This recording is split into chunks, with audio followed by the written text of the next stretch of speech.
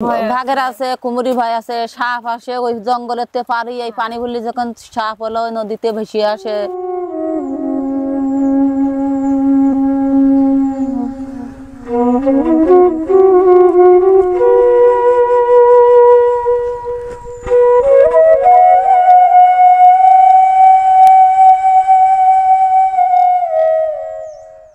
এই যে টংঘরে কিন্তু জল ছুঁয়ে গেছে। এই ঘরে বসে কুমির দেখতে পায়, তারা বাঘের গর্জন শুনতে পায়।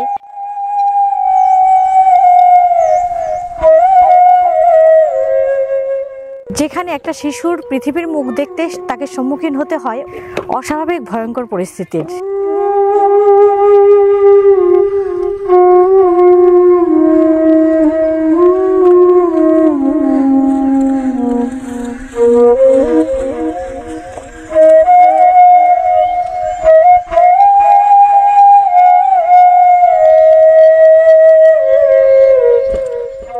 পানির অপর নাম জীবন, আর সেই পানি এখানকার মানুষের অনিশ্চিত জীবনের কারণ। জলে কুমির, ডাঙায় বাঘ, নিত্যদিনের এই অনিশ্চিত জীবনধারায় কিভাবে তারা বেঁচে থাকে। ভোগবিলাসিতার এই যুগে বিচিত্র এক জীবনযুদ্ধের কথা বলবো আপনাদের। মৌলিক অধিকারের সবকিছুই যাদের কাছে ঝাপসা, গরিবের থেকেও গরিব, ঝড়ের ছোবল, তুফানের চোখরাঙানি, বাঘের আক্রমণ, কুমিরের দাপট, তীব্র ক্ষুধা, ভয়ঙ্কর তৃষ্ণা, নির্দারুণ দারিদ্র আর রোগশোকের চাবুকেও শেষ জীবন সহসা টলতে চায় না। এমনি ভাবে জীবনের ঘড়ির কাঁটা ঘুরতে থাকে যাদের। নিজের চোখে এই পরিস্থিতি না দেখলে যেটা বিশ্বাস হবে না। হ্যালো বন্ধুরা, মনিকা মিত্র ব্লগসের আরো একটা নতুন ভিডিওতে আপনাদের সবাইকে স্বাগত।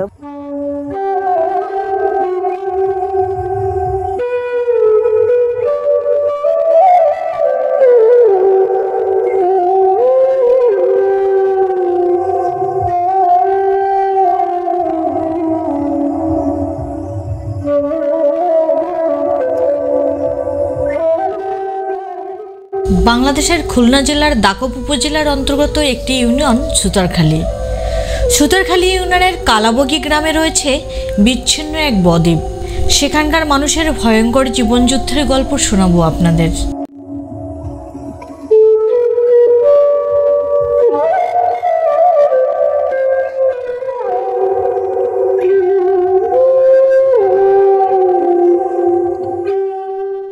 চালনা থেকে একটা ট্রলারে করে এক পাশে সুন্দরবন, আরেক পাশে লোকালয়, আর তার মাঝখানে বয়ে চলা নদী ধরে আমরা চলছি।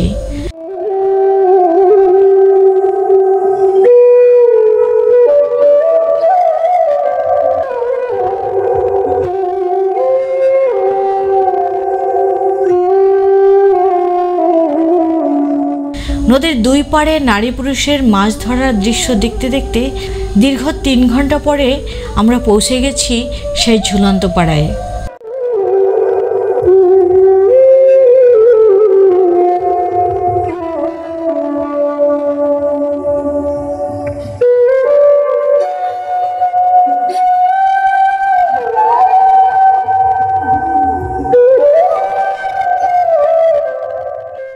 বন্ধুরা, এখন আমাদের ট্রলার রয়েছে শিবসা নদীতে, আর আমার বাঁ পাশেই কিন্তু রয়েছে সেই ঝুলন্ত পাড়া। তো আমরা দীর্ঘ 3 ঘন্টা ট্রলার জার্নির পরে আমরা সেই ঝুলন্ত পাড়ায় পৌঁছে গেছি।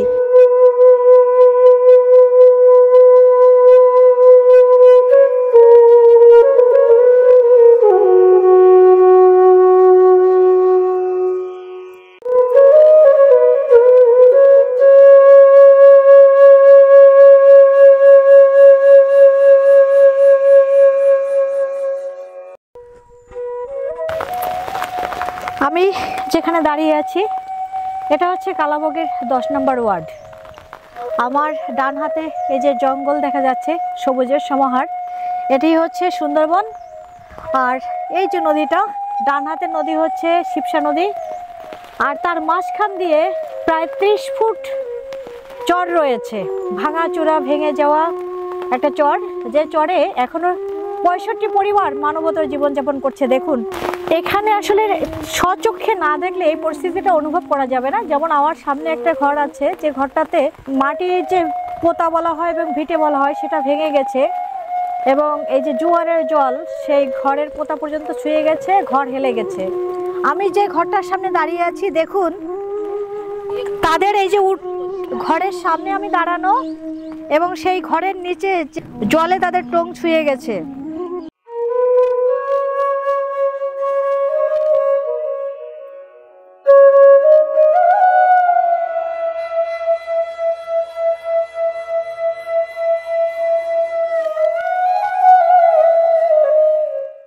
আপনাদের গ্রামের হচ্ছে ছেলে পেলে পড়াশোনা করতে কত দূর যেতে হয় এখান থেকে? ওই আটকলা যেতে হবে, ওই সাইডে গেটে আধা মাইল 1 মাইল।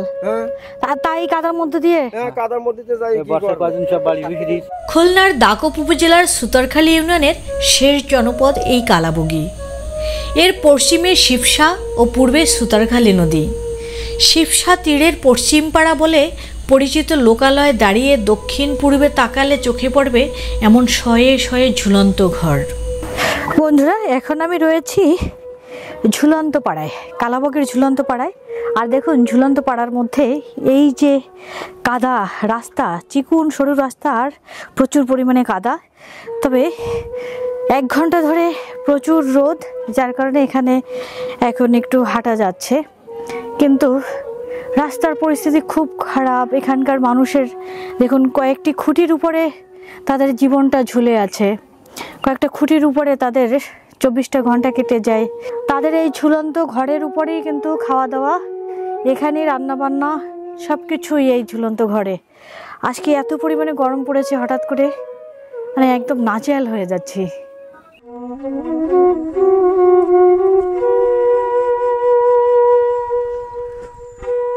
এই জনপদ যেন মানিক বন্দ্যোপাধ্যায়ের উপন্যাসে উঠে আসা 20 শতাব্দীর সেই কেতুপুর। জন্মের উৎসব যেখানে গম্ভীর, নিরুৎসব এবং বিষণ্ণ। কাঠ, বাঁশের খুঁটির উপরে মাচা পেতে বানানো হয়েছে এসব মাথা গোজার ঠাঁই। জোয়ারে প্রায় ঘরের পাটাতন বা মাচা ভিজে যায়।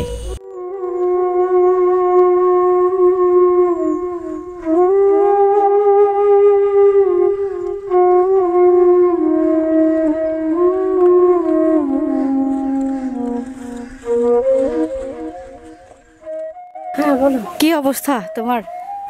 ভীষণ গরম, প্রচন্ড রোদ, তার সাথে পর্যাপ্ত পরিমাণে কাদা, হাঁটতে ভীষণ কষ্ট হচ্ছে। তবু আমি শেষ মাথা পর্যন্ত গেছিলাম। এদের যে পরিমাণ কষ্ট, এটা বলে বোঝানো সম্ভব না, নিজে চোখে না দেখলে অনুভব করা সম্ভব না। জলে কুমির ডাঙায় বাঘ, আর সেটারই বাস্তব উদাহরণ এই ঝুলন্ত গ্রাম। পাড়াটির অবস্থান আর ঘরের ধরনের জন্য এই বসতির নাম হয়েছে ঝুলন্ত পাড়া, কেউ বলেন ঝুলন পাড়া।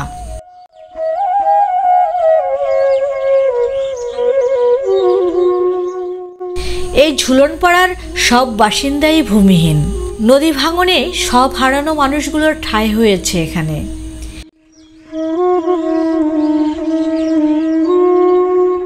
এর ওপারেই সুবিস্তৃত সুন্দরবন। গাঙ্গের ঘোলা নোনা জলে উতালি পাতালি ঢেউর সাথে এ জনপদের মানুষের জীবন নাচতে থাকে।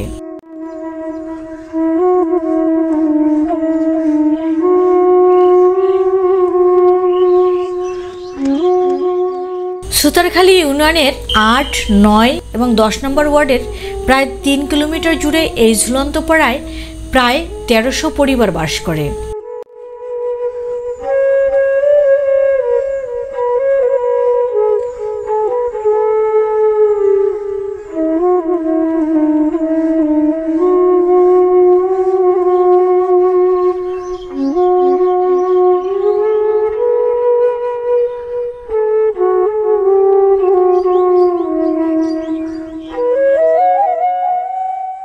জীবিকা চলে নদী থেকে বাগদা গলদার রেণু সংগ্রহ করে, মাছ ধরে, অনেকে সুন্দরবনে কাঠ, গোলপাতা ও মধু সংগ্রহ করে জীবিকা নির্বাহ করে থাকেন।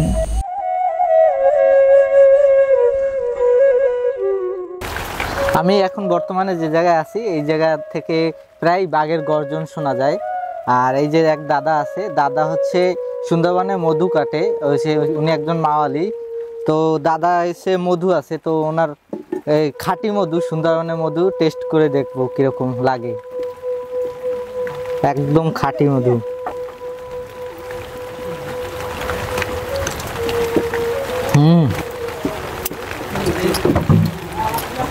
সেই একদম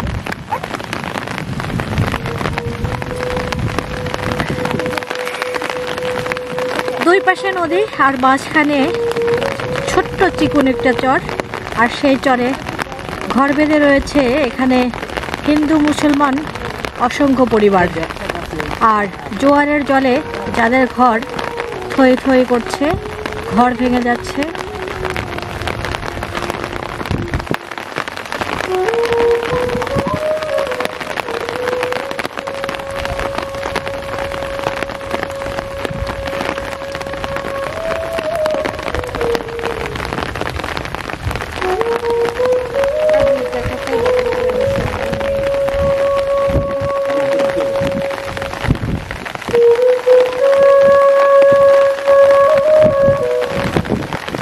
নৌকা তো আসলো, কিন্তু এখন চাপা কি করে?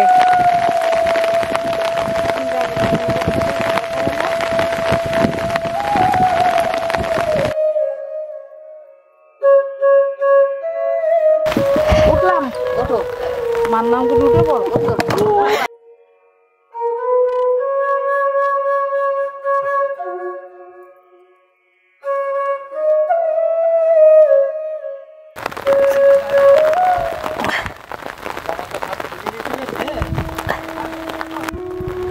আমরা এখন আছি কালাবগীর 10 নম্বর ওয়ার্ডে। দেখুন কতটা মানবেতর জীবনযাপন করছে।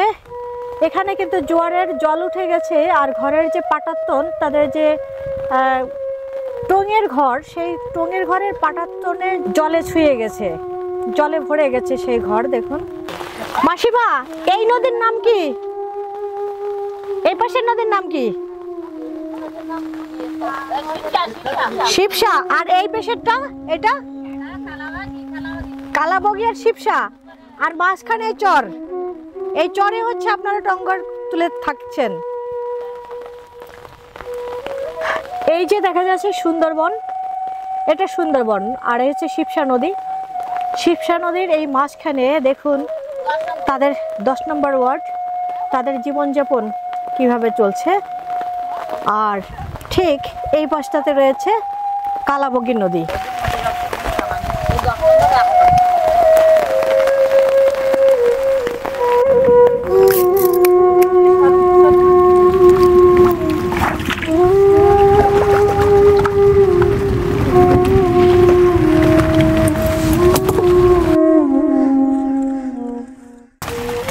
আমরা কালাবগীতে আসছি, সত্যিকার অর্থে যে আমার সাথে দিদি আছে। আমি অবশ্য জল কাদায় এগুলোতে অভ্যস্ত মোটামুটি, কিন্তু দিদি একদমই জল দেখলে ভয় পায় বা জল কাদার সাথে অভ্যস্ত না। এখানে এসে এত গভীর গভীর নদী, তারপরে হচ্ছে স্রোত, বৃষ্টি, কিন্তু কিছু মনে হচ্ছে না যখন নিজের চোখে এই ঘরবাড়িগুলো এবং এদের পরিস্থিতিটা দেখছি না, তখন ভেতরটা কেমন করছে যে আমি বসে আছি। আমি তো একটু পরে 2 ঘন্টা পরে আমি চলে যাব শহরে, সেখানে থাকব, বা গ্রামের মানুষ যারা থাকে এর থেকে অবশ্যই ভালো থাকে। কিন্তু এখানে এসে না এখন আমার মানে কিছু মনে হচ্ছে না যে আমি কাদা পেরোচ্ছি, বৃষ্টিতে ভিজছি, বা হচ্ছে জোয়ারের জলে ভিজে গেছি, এরকম কিছু মনে হচ্ছে না। কারণ এই মানুষগুলোকে যখন দেখছি তখন, বা এই যে দেখেন আমি বসে আছি, এই যে টংঘরে কিন্তু জল ছুঁয়ে গেছে, এই কাঠও ভিজে যাচ্ছে জোয়ারের জলে। তাহলে এই মানুষগুলোর রাত কিভাবে কাটে? যখন এটা হচ্ছে স্বাভাবিক জোয়ার, তাই না? স্বাভাবিক জোয়ারের পানি যখন যায় না, হ্যাঁ, আমাকে ঘর বাড়ি তোলাই যায়,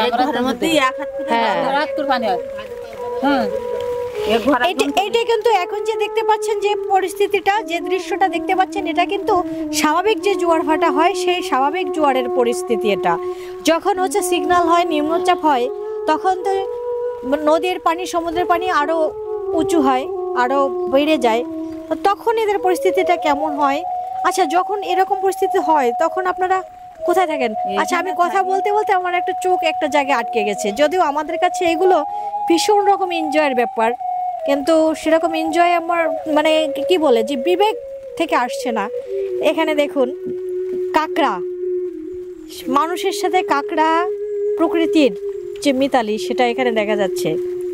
দিদি, এখানে যখন হচ্ছে এই যে আজকে এই পরিস্থিতি, যখন আপনার নিম্নচাপ হয় সংকেত দেয়, হ্যাঁ কালাবগি ফরেস্টের অফিসে যায়। কালাবগি ফরেস্ট অফিসে যান, তখন আগে থেকে সংকেত জানতে পারেন কি করে? এই জলের চাপ বেশি হলে চলে যায়। ধরো মোবাইল আছে, মোবাইলই বোঝা যায়, গ্রামের চেয়ারম্যান আছে, তারা হলো জানাই দেয়, খবর দিয়ে দেয় না? ওটা জানতে পারলে আপনারা চলে যান। মাল জিনিস কি করেন ঘরে? দেখে চলে যায়, কতটা ভেসে চলে গেছে। জিনিসপত্র থাকে না তো, ওই আমরা জীবন পাই কি নিজেরা যদি জীবনটা বাঁচে তাহলে জিনিসপত্র পরে বানাতে পারবো।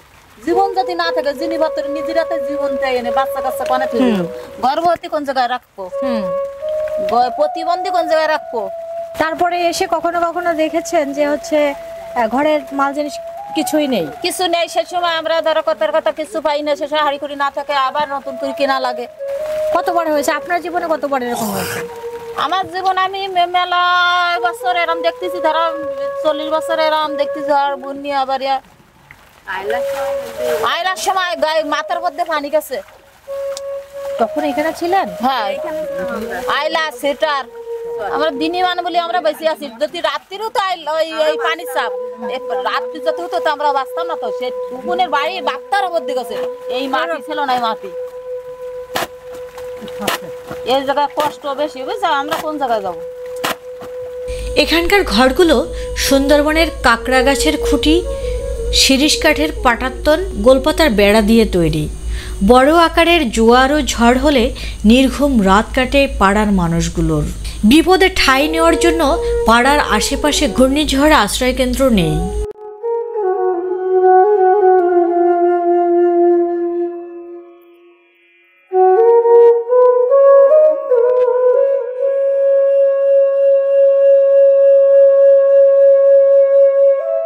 ভাগের আছে, কুমুরি ভয় আছে, সাপ আসে ওই জঙ্গলেতে পারি, এই পানি ভরলি যখন সাপ হলো নদীতে ভেসে আসে, কুমুর আসে। একটা ছেলে আমার সাথে মাছ মারতে গেছে, গরিব মানুষ, এরম বর্ষা একটু বর্ষা ভর্তিছে, ছেলেটা আমার সাথে গেছে, গেলে কুতুকে হাঁটো ফুফুক মাছ মারতে যায়। আমার ভাইপোর হলো দোস্ত। এখন আমরা ওই পারে গেছি মাছ মারতে, মাছ মারতে এসে দেখি কুমুর আমরা দেখতে পাইনি। কুমুরে আমায় গিয়ে রক্ষা করিস কেমন আমি জানি। মঙ্গলবার দিন রাত 8:30টায় আমরা যখন মাছ মেরে উঠেছি, সে সময় কোথায় ওই একটা মাইলে এরম খাওয়ান দিয়েছে, খাওয়ান দিলি পার মাইলে নিয়ে আইছে, শুরুতির একটা চাকা আইছে। কোথায় কি ফুফু এই চাকাটা এরম ওপরে চালি দিয়েছে, আমি চাকাটা আনতে গেছি, আইসি খালি ওটা ডাক দিয়েছে, ফুফু কই ডাক দিয়েছে। আমি ফিরি টাকায় দেখি ও নেই, পানিতে খালি ওই শব্দ হতেছে। কুমুর তো আমি জানতে পারতেছি না। আপনি আর সেই ছেলেটা? হ্যাঁ, ওরা বউ হলো গর্ভবতী ছিল। হ্যাঁ, আর আমি আরে রাত হলো, রাত্রি অন্ধকারে রাত, আর বর্ষা কি এরকম খামন দিছি, খামন দিয়ে ওই মাছ পড়েছে। মাছ পড়ার পরে ও এরকম টাইমতেছে, শুরুতিরটা মাছ পড়েছে। মাছ পড়লে পরে আমি মাছটা আনতে গেছি, আনতে গেলে ও খুবই ডাক দিয়েছে। পরে টাকায় দেখে ও নেই, নদীতে খালি এরকম শব্দ হতেছে। পরে এলো চিল্লান ফেল্লান দিছি, সেই সময় ফাইবার আইছে, ফরেস্টাররা 3-4 খান টলার নেবার হয়েছে। আমার গ্রামের প্রায় 60-70 কার লোক নেবার হয়েছে। হ্যাঁ, বাড়ি দেখে কুমুর হলো ওই কানায় ভেসে নিয়েছে মাথা ধরি। কুমুর হলো লোক আছে বউ, লোক আর বড় নেই, তার চাইতে বউ। এখন তার গাল দেখা দিচ্ছে না, সবাই কোথায় ওই গালে আছে গালে আছে, এই করতে করতে করতে করতে ভিতরে চলে গেলাম, মিলা ভিতরে গিয়ে বললাম। হ্যাঁ, ভিতরে চলে যেতি। কুমুরের গার পরে যখন ফাইবার তুলিছে, কুমুর তুলাইতিস না, সে সময় কোথায় কি এর গালে মনে হয় রাস আসে। এখন পরে দেখি এই গালে হলো ওর রাস না, ওর হাতে যখন রাস 3 দিন, এই সকাল 3 দিন সকাল বৃহস্পতিবারে ফজরে আজান দেওয়ার সময়, সে সময় রাস পাওয়া গেছে, 6টার দিকে পাওয়া গেছে। আপনারা 3 দিন ধরে খুঁজেছেন? 3 দিন ধরে খুঁজেছি। পরে পয়লা ধরেছে, এই যে টান ট্রেনে নিয়ে গেছে। এখানে এসে শুনলাম যে এখানে কিছু টোটকা কবিরাজি বা এদের বিশ্বাস, তারা সেই অনুযায়ী চলে। আসলে মনোবল এবং সাহস এবং এরকম কিছু বিশ্বাস আছে বলে তারা কিন্তু এই পরিস্থিতিতে, এই পরিবেশে এখনো তারা জীবনযাপন করছে। তো আমি দিদির কাছে শুনছিলাম, দিদি মানে ওই যে বললেন রুমাল পড়াটা কি? বাবুলেরা রুমাল পরে দেয়। কারা? মানে যারা গুণিন তারা। আচ্ছা, রুমাল পরে দেয়। ওইটা পড়লে কি হয়? ওই যে বাঘ হলো কুমুরের দাঁত হলো খিলেন দেয়, রাহা করতে পারে না, এর মধ্যে আর ঢুকবে না। না। আচ্ছা, বন্ধ করে দেয়, মনে করো তোমার দেওয়ার মধ্যে আসতে পারবে না, বন্ধ করে দেয়। বন্ধ করে দেয়। এখানকার জনবসতির এখনো সেই বিশ্বাস এবং তারা সেই বিশ্বাস নিয়ে বসবাস করছে। করি তো জঙ্গল ও, পূজা করি, বনবিবির পূজা করেন। এই জায়গায় আছে ঘর। এখানে আছে হিন্দু সম্প্রদায়ের যারা রয়েছে তারা বনবিবির পূজা করেন এবং সেখান থেকে তাদেরকে যে রুমাল পরে দেয়, তারা বিশ্বাস করে রুমাল পরে দিলে সেটা যদি তার এরিয়ার মধ্যে রাখে, এই এরিয়ার মধ্যে তার ঘরে রাখে, তার এরিয়ার মধ্যে বাঘ বা কুমির ঢুকতে পারবে না। আর সেই বিশ্বাস নিয়েই তারা বাধা বিপত্তি সংকট সব কিছুর মধ্য দিয়ে জীবনযাপন করছে। ঝুলন্ত ঘর, ঝুলন্ত ঘরের এই যে টঙের মাচা, মাচার উপরে এই যে মাটির চুলো, মাটির চুলায় চলছে দুপুরের রান্নাবান্নার আয়োজন। এখানে এই ঘরের যে আপা রয়েছেন তার সংসার এটি। উপরে গোলপাতার ছাউনি সুন্দর করে সাজিয়ে রেখেছেন তার সাধ্য মতো তার সুখের সংসারকে, কিন্তু প্রকৃতির নিদারুণ আঘাতে তাদের জীবনটা আসলে সুখের হয়ে থাকতে পারে না। জিনিস ঘরের ভিতরে রাখতে পারি না, বৃষ্টি মানে ঝড় বর্ষা পানি উঠে যায়, চালাগুলোও থাকে না। আবার মানে অনেক ধরনের এই জিনিসপত্র ঘরের ভিতর জিনিসপত্র ঘর বাড়িও ভেঙে চলে যায়, কিছু পাওয়া যায় না, নদীতে সব ভেসে চলে যায়। ওই জন্য ভালো কিছু কেনাকাটা কিছু রাখিনি, তৈরি করিনি। মেয়ে নিয়ে আপনার ভয় হয় না যে মেয়ে নেই, এই আমরা এখানে থাকিনি, বড় জোর সিগনাল উঠলো এই জায়গায় পানি, তো ভয়তে তো থাকা যায় না, তাও ভিতরে যে থাকি, মাল জিনিস এইগুলো ওপরে উঠাই যায়। তো যদি আল্লাহ রাখলো তো ভালো, আর না রাখলে তো ঘর বাড়ি সব চলে যায়। যে এসে মাল জিনিস পাননি? হ্যাঁ, ঘর বাড়ি সবই চলে গেছে, দামি দামি জিনিসপত্র সব চলে গেছে নদীতে। আমার শ্বশুরের 10 বিঘা জমি ছিল। ঝড় বন্যা হলে আপনারা কোথায়? আমরা সাইকেল এনে যাই, গেটের বাড়ায় 9 নম্বরে সাইকেল এনে যাই। কত দূর এখান থেকে? 2 কিলোমিটার হবে। তাই যাতে জায়গা পাওয়া যায় না, তাই যাতে জায়গা পাওয়া যায় না, তাই সাইকেল অঞ্চলে গাঙে চলে গেছে। আর একটা ছিল আমাদের নদীতে, সেটা গাঙে চলে গেছে, কোনো লাইন আর কেউ অসুস্থ হলে এখান থেকে অসুস্থ হলে এই জায়গাতে ধরে একটা টলা নিচ গেলে আপনার চাল্লায় হাসপাতালে যেতে হবে, যাইতে আপনার গোড়ে খেলে যেতে হবে, যাতে যাতে অর্ধেক মরে যায়, অনেক মরিও যায়। কত সময় লাগে যেতে? যাতে ধরেন এই জায়গাতে 3 ঘন্টা লাগে, 3 ঘন্টা 4 ঘন্টা, ওজন হলে 3-4 ঘন্টা লেগে যাবে। গোড়ে খেলে যাতে গেলে আপনার ম্যাক্সিমাম 2 ঘন্টা লাগবে। নীতি মরিয়ে গেছে। আমার ছোট মেয়ের একটা বাচ্চা হতে, প্রথম একটা বাচ্চা হয়েছে, বাড়ির পাশে বিয়ে দেয়, বাচ্চা হতে যাইয়ে এক রাত্রিরে অসুখ হয়েছে, হলেই সে বাচ্চা নিয়ে টলা নীতি বেলা 9টা বাজে দিকে যায়। যাওয়ার পর গোড়েখালি নিয়ে যাবো, নিয়ে যাওয়ার পর গোড়েখালির মই 3 গাঙের মই ওই জায়গায় যায় বাচ্চাটা ডেলিভারি হয়েছে টলারে। হওয়ার পর ওই জায়গাতে আবার নিয়ে গেছে আপনার গোড়েখালি হাসপাতালে নিয়ে যেয়ে ওখান থেকে দেখাশুনে বাড়ি নিয়ে আসে সে বাচ্চা। চিকিৎসা সেবা নিতে নৌপথে যেতে হয় 30 কিলোমিটার দূরের উপজেলা সদরে। সবচেয়ে কাছের মাধ্যমিক বিদ্যালয়ে যেতেও লাগে প্রায় 1 ঘন্টা। খুব বেশি তৃষ্ণা না পেলে এই এলাকার মানুষ পানি খান না। রান্নার পানি আনতে হয় 2 কিলোমিটার দূর থেকে, খাওয়ার পানি আনতে হয় অন্য উপজেলা থেকে।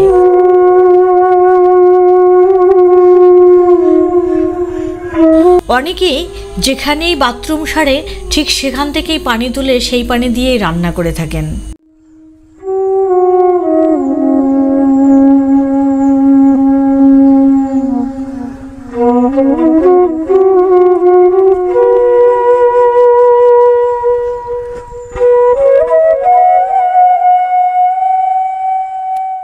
এই যে টং ঘরগুলো দেখা যাচ্ছে, টং ঘরে কিন্তু এই যে যার যার ঘরে বসেই বালতি দিয়ে নিচের থেকে পানি তুলে সেই ঘরের মধ্যে বসিয়ে তাদের গোসল করে থাকে।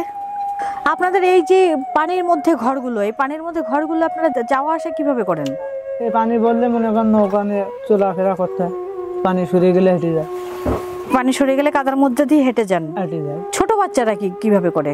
ওই একই সিস্টেম। যেরকম একটা ডেলিভারি একটা রুগী যদি একটা সিরিয়াস হয়ে যাচ্ছে, মনে করেন আমাদের নিয়ে যাতে গেলে ঝামেলা, অনেক সময় পথে গিয়ে অ্যাক্সিডেন্টও হয়। মানে এইখান থেকে আমার চালনা যাতে গেলে মনে করেন 5 ঘন্টা 6 ঘন্টা লাগে বোটে যাচ্ছে। তাহলে আমাদের এই বাচ্চাটা নিয়ে আমরা কিভাবে গিয়ে ওখানে গিয়ে ডেলিভারি রুগী নিয়ে কোনভাবে গিয়ে করা? মনে করেন যে একটা অ্যাক্সিডেন্ট হয়, আমাদের অনেক সময় টাকাও থাকে না তেল কেনার জন্য, এবং এইখান থেকে খুলনা এবং চালনায় নিয়ে যাতে গেলেও আমাদের অনেক জয় ঝামেলার ভিতর দিয়ে। যদি এইগুলো যদি সরকারিভাবে কোনো একটা ক্লিনিক এইখানে যদি হতো, তাহলে আমাদের মনে করেন এই সমস্যাটা হতো না, দৌড়ে গিয়ে ওখানে গিয়ে আমরা একটু ট্রিটমেন্ট করাতে পারলাম।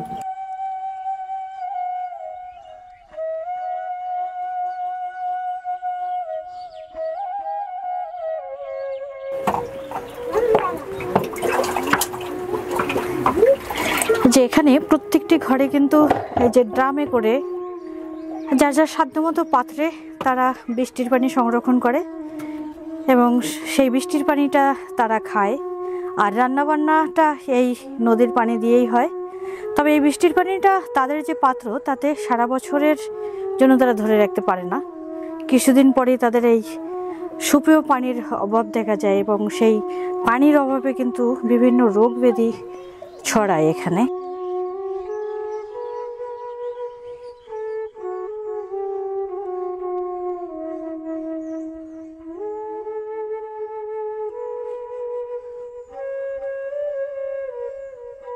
কি নাম আপনার? মোহাম্মদ সাফাতুল্লাহ। আচ্ছা, এই ঝুলন্ত পাড়ায় বাড়ি আপনার? হ্যাঁ, আমার বাড়ি এখানে। আমার এখানে সবচেয়ে বড় সমস্যা পানির। আচ্ছা, পানি ওই যে লবণ পানি, তো ও পানিতে রান্না বাড়া খাওয়া দাওয়া ওর সাথে আমাদের জীবন যাপন করতে হচ্ছে। আর এখানে কি হচ্ছে কুমির টুমির আসে মাঝে মধ্যে? হ্যাঁ, কুমির আসে, দেখা যায়। এই মিষ্টি পানির সময় এখন দুটোটা দেখা যায় আসে ভাষায়। এই ঘরের নিচে আসে, হাঁস টাস নিয়ে যায়? হাঁস না, মানুষ নেয়। দুটোটা ফাঁকে কতবার একটা মানুষ নিয়ে গেছে। হ্যাঁ। আর এখানে খুব বিপজ্জনক জায়গা। এখানে ঝড় বৃষ্টি যখন আয় তখন কোনো সাইকেল নেই, কোনো জায়গা দাঁড়াবার জায়গা নেই, মানুষ খুব বিচলিত হয়ে যায়। বেশি সমস্যা হলো নদী ভাঙন। হ্যাঁ, আমাদের বাড়ি অরিজিনালি আমরা এদেশে আদিবাসী। আচ্ছা। আমাদের এই শেপসার এই যে নদীটা না, হ্যাঁ, অর্ধেকের মধ্যখানে ছিলাম ওই বাড়ি। ভাঙতে ভাঙতে ভাঙতে ভাঙতে ভাঙতে এই কোনো চলে 5 মাইল 6 মাইল চড়াই নদীটা। আচ্ছা। আর আমরা ওই উঠতে উঠতে উঠতে উঠতে চলে আসি। এখন আমার কিন্তু জায়গা জমি নাই, আমার কিন্তু 600 বিঘি জায়গা জমি ছিল। এখন কিন্তু পরের জায়গায় বাস করতাম। আচ্ছা, এখন ওই ঝুলন্ত বাড়িতেই? হ্যাঁ, বাড়ি। তাও আমাকে জায়গা কিনতে হয়েছে লোকের কাছ থেকে, যাদের জায়গা তাদের কাছে কিনতে হয়েছে। এও তো যে কোনো সময় ভেঙে চলে যেতে হ্যাঁ, পারে। কোনো সমস্যা না। আপনার জীবনে এই যাবৎকালে কতবার আপনার ঘর ভেঙেছে? ওর তো কোনো ইয়াত্তা নেই বললে হয়, তারও বেশি। 7-8 বারের বেশি? হ্যাঁ। আগে যখন আমরা ছিলাম ধরেন 88 কিন্তু আদি বাসিন্দা ছিলাম এইখানে স্থানীয়। তখন ঘর বাড়ি পরিবেশ এরকম ভিতরে যেরকম ছিল এরকম ছিল। তখন আমার সব কিছু 88 থেকে আমার কি মানে শেষ হয়েছে। 88 থেকে এই পর্যন্ত যেগুলো হয়েছে সব দুর্বল, সবচেয়ে বিপজ্জনক। পাড়ার স্থানীয়দের কাছ থেকে জানা যায় 1988 সালের প্রলয়ঙ্করী ঘূর্ণিঝড়ের পর থেকেই এই এলাকায় ঝুলন্ত ঘর তৈরির এই প্রবণতা শুরু হয়। এরপর কয়েক দফা নদী ভাঙনে যাদের বসতভিটা শিবসা কিংবা সুতারখালের পেটে গেছে তাদেরও ঠাঁই হয়েছে এখানে।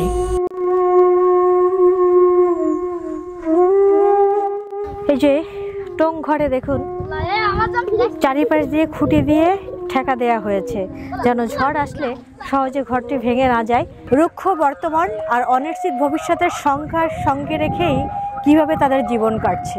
দুপুর হয়ে গেছে আর এই দুপুরবেলায় চারিদিকে কালো মেঘ হয়ে অন্ধকার হয়ে আসছে, তার সাথে জোয়ারের পানি আর মাচাং ঘরের সেই মাচাতে পানি ছুঁই ছুঁই করছে। আর দেখুন কি ভয়াবহ একটা পরিস্থিতি তৈরি হয়েছে এখানে। কালো মেঘ এসে চারিপাশ ঘিরে রেখেছে আর পাশেই রয়েছে বড় শিবসা নদী। মানে অসম্ভব রকম একটা মানে ভয়ানক পরিস্থিতি এখানে। ঝড় বৃষ্টি বাতাস যাদের নিত্যদিনের সঙ্গী হয়ে দাঁড়িয়েছে তাদের সেই দুঃখ কষ্ট বা ভয়টাকেও তারা এখন সঙ্গী করে নিয়েছে এখানকার মাচাং ঘরের বা টং ঘরের মানুষেরা বা ঝুলন্ত ঘরের সেই মানুষেরা। সর্বশেষ সিডর ও আইলার আঘাতের পর পাড়ার পরিধি বেড়েছে বিপদের পরিধিও। এত কিছুর পরেও কালাবগিতে কষ্টের জীবন থেমে থাকে না, সেখানেও উকি নিয়ে যায় সূর্যের হাসি। অনিশ্চিত ভবিষ্যতের শঙ্কার সঙ্গে রেখে মানুষ স্বপ্ন বনে, মিলন হয়, জনপদে জন্ম নেয় নতুন শিশু।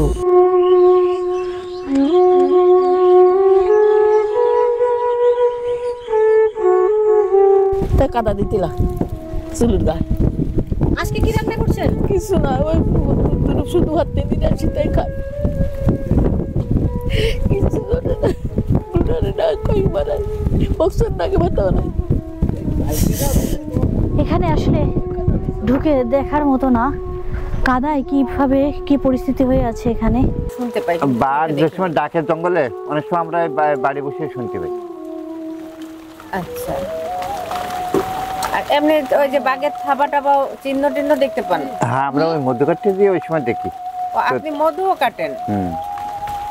মধু কাটে যে বাঘের থাবা চিহ্ন টিহ্ন দেখেন? হ্যাঁ হ্যাঁ দেখি।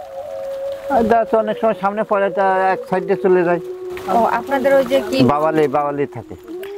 আমি যেখানে বসে আছি এইখানে বসে ঘুমের মধ্যে এরা কিন্তু বাঘের গর্জন শুনতে পায়।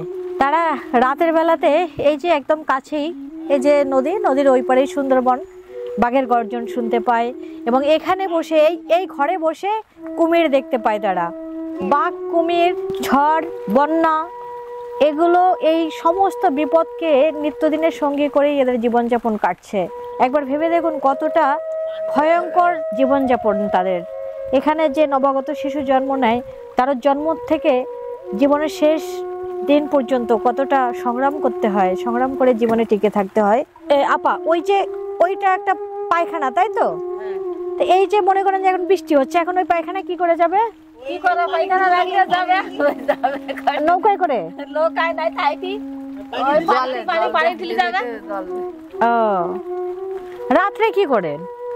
রাত্রির বাসা রাত্রি হয়তো নৌকায় বসে, নৌকায় বসবে আর না বসে নৌকায় বসবে। পায়খানা লাগলি বাঘের ভয় থাকে না। ও দিদি দিদি গেলাম তাহলে আমরা। হ্যাঁ আবার দেখা হবে।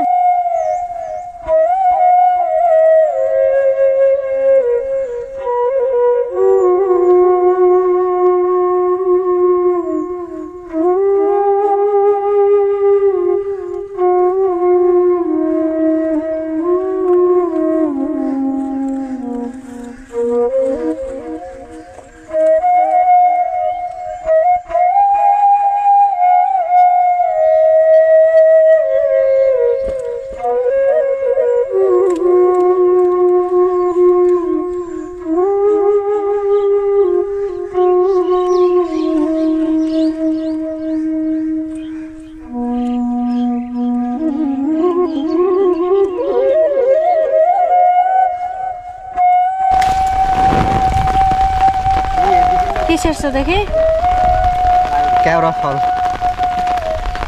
নৌকায় বসে কেওড়া ফল ছিলাম এই কেবল মাত্র। অনেক ভয় ভয় করেই ছিঁড়ছি, কারণ নৌকা যদি একটু লড়াচড়া হয় তাহলে সবাই মিলে ডুবে যাব। এই যে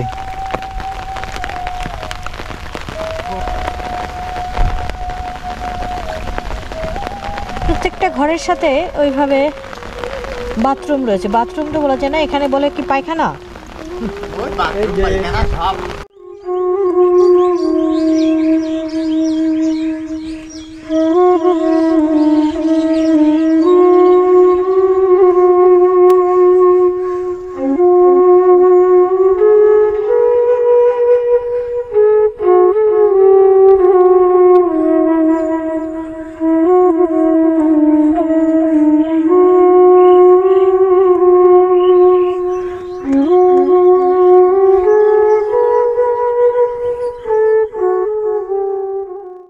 প্রতিপদে বিপদ আর অনিশ্চয়তায় মোড়ানো কালাবাগী মানুষের এই জীবন ধরার সাধ্য কোনো গল্প বা কবিতার নেই। শুধুমাত্র একটুখানি সহানুভূতি বদলে দিতে পারে তাদের এই ভাগ্য। আর এর জন্য রাষ্ট্র এবং সমাজের সুদৃষ্টির প্রত্যাশা রেখে আজকের ভিডিওটি এখানে শেষ করছি। বন্ধুরা, আজকের ভিডিওটি ছিল কালাবাগীর সেই ঝুলন্ত পাড়া থেকে। আর আমাদের আজকের ভিডিওটি কেমন লাগছে কমেন্টে জানাবেন। আশা করছি সবার অনেক ভালো লাগছে। আজকের ভিডিওটি এখানে শেষ করছি। দেখা হবে সবার সাথে পরবর্তী ভিডিওতে।